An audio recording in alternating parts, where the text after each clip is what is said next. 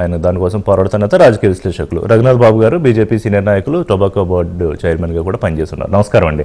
మీ దగ్గరకు వచ్చే ముందు గిరి గారు సారీ వివి రావు గారు, మీరు ఎలా చూస్తున్నారు సార్ ఈ అంశాన్ని? అంటే పార్లమెంట్ సీట్లు పెరగకపోయినా వచ్చే నష్టం ఏముంది అనేది మా తులసిరెడ్డి గారు వ్యక్తం చేసిన అభిప్రాయం. అదొక చర్చ అయితే, ఇప్పుడు ఈ డీలిమిటేషన్ మనం ఎక్సర్సైజ్ని జనాభా ప్రాతిపదికన చేస్తాం. మరి అవసరమైన సందర్భాల్లో జనాభాని నియంత్రించి ఒక డిసిప్లిన్తో ఉన్న సౌత్ స్టేట్స్కి ఇప్పుడు ఆ జనాభా ప్రాతిపదికన చేయడం వల్ల ఆ మేర సీట్లు తగ్గిపోవడం అంటే ఉన్నది తగ్గిపోతాయని కాదు, వాటా ప్రకారం చూసుకుంటే తగ్గిపోతాయి.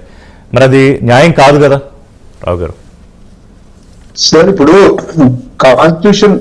కాన్స్టిట్యూషన్ ఆఫ్ ఇండియా ఏం చెప్తుందంటే 1 vote 1 value, అది బేసిస్ అన్నట్టు. బేసిస్ లో 1 vote 1 value, ఒక వాల్యూ.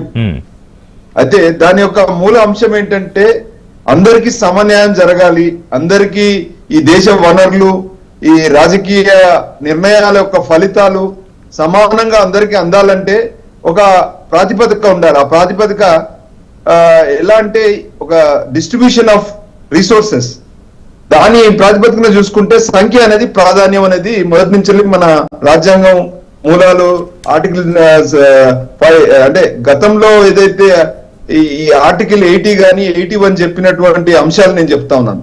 ఆర్టికల్ 80 ఏమో ఆ విషయం చెప్పినప్పుడు 81 ఏం చెప్తుందంటే ఎప్పుడెప్పుడైతే జనాభా పాపులేషన్ పెరుగుతుందో అప్పుడు ఖచ్చితంగా దాన్ని రీడిస్ట్రిబ్యూట్ చేసుకోవడం అనేది బౌండరీస్ కానీ లేదా పాపులేషన్ కానీ చేసుకోవడం జరిగింది. దాని ప్రాతిపదికనే గతంలో 72లో కానీ 2011లో కానీ జరిగిన విషయాలు మనకు తెలుసు.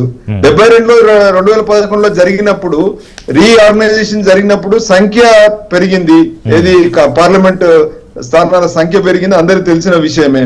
మరి ఈసారి కూడా సంఖ్య పెరగొద్దనేది అది రాజకీయ పార్టీల యొక్క సమస్యగా చూస్తా ఉన్నారు. కానీ రాజకీయ పార్టీలు నిజంగా ఈ ప్రజలందరి సంక్షేమం కోసము అంతర్గత ప్రజాస్వామ్యంలో రాజకీయ పార్టీలు, పార్టీ ఫండ్ ట్రాన్స్పరెంట్ గా లేనటువంటి రాజకీయ పార్టీలు ఎవరి ప్రాతిపదిక కోసం ఇది అడుగుతున్నారని అడిగితే సమాధానం వాళ్ళు చెప్పే పరిస్థితులు లేరు. అన్ని ఒక్కొక్క రాజకీయ పార్టీకి తమ యొక్క సొంత ఎజెండాలు ఉన్నాయి. కానీ కామన్ గా ఒక అంటే ఇప్పుడు తమిళనాడు ముఖ్యమంత్రి స్టాలిన్ చేస్తున్న పోరాటాన్ని మీరు ఎలా చూస్తారు? అంటే ఈ మేర మనం నష్టపోతున్నాం అని ఆయన ముఖ్యమంత్రులకి, మాజీ ముఖ్యమంత్రులకి, పార్టీల అధినేతలకి లెటర్ రాయడం, కేటీఆర్ కూడా సపోర్ట్ చేశారు. దీన్ని ఏ ఆస్పెక్ట్ లో చూస్తారు? ఇప్పుడు గతంలో పాపులేషన్ పెంచుకోకూడదు, పాపులేషన్ పెంచడం వల్ల మనకు అనర్థాలు జరుగుతాయని చాలా వరకు ఒక కుటుంబంలో మన ఈవెన్ ఎన్నుకోబడినటువంటి ఎన్నిక నాయకులకు కూడా రిస్ట్రిక్షన్ పెట్టారు. ఒక ఫ్యామిలీలో 2 కన్నా ఎక్కువ ఉంటే వాళ్ళకి అర్హత లేనటువంటి పరిస్థితులు కూడా మీరు చూశారు కదా. ఈ ప్రాతిపదికన ఈ రోజు సౌత్ స్టేట్స్ లో చాలా స్ట్రిక్ట్ గా ఫాలో అయినటువంటి పరిస్థితి మనకు కనబడతా ఉంది. మీరు తమిళనాడు గాని, ఆంధ్రప్రదేశ్ గాని, కేరళ గాని, ఈ రాష్ట్రాలు చూసుకుంటే, కర్ణాటక గాని, మీకు పాపులేషన్ వీళ్ళు ఒక ప్రాతిపదికన, ఒక డిసిప్లిన్ ప్రాతిపదికన ఆ రోజులలో చేశారు. కానీ ఇప్పుడు రాజకీయ అవసరాలకు దాన్ని తిరగరాయడం అనేది జరుగుతుంది అనేది స్టాలిన్ గారు చెప్తున్నటువంటి అంశం. నార్త్ లో అలాంటి డిసిప్లిన్ ఫాలో కాలేదు, కానీ మీరు ఓటు బ్యాంక్ రాజకీయం కోసం దాన్ని దుర్వినియోగం చేయబోతున్నారు. కాబట్టి ఎవరైతే ఫాలో అయ్యారో వీళ్ళందరూ కూడా కూటమి కావాలి, దాని వల్ల జరిగే నష్టాల గురించి మాట్లాడుకోవాలి, మనకు పూర్తిగా మెజారిటీ ప్రాబ్లం వస్తుంది అనేది వాళ్ళు చెప్తున్నటువంటి అంశం. సో ఇక్కడ ఈ రెండు వైరుధ్యమైనటువంటి అంశాలు మనం చూస్తా ఉన్నాం.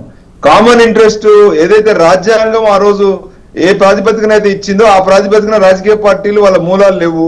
అక్కడ జరిగినటువంటి అంశాలు గత కొన్నేళ్లలో వచ్చిన మార్పులలో ఒక వైరుధ్యం వచ్చింది. ఆ వైరుధ్యాన్ని ఇప్పుడు ఎలా సెటిల్ చేస్తారు? నార్త్ సౌత్ మధ్యలో జరిగింది అనేది ఇప్పుడు ప్రశ్నార్థకంగా మారింది. ఆ ప్రశ్న సమాధానం రాజకీయ పార్టీలు ఇస్తాయా, రాజ్యాంగ మూలాలు? అంటే కన్క్లూజన్ ఏమొస్తుంది? అలాగే ఈ డామినేషన్, నార్త్ తాలూకా డామినేషన్ ముఖ్యంగా బీజేపీ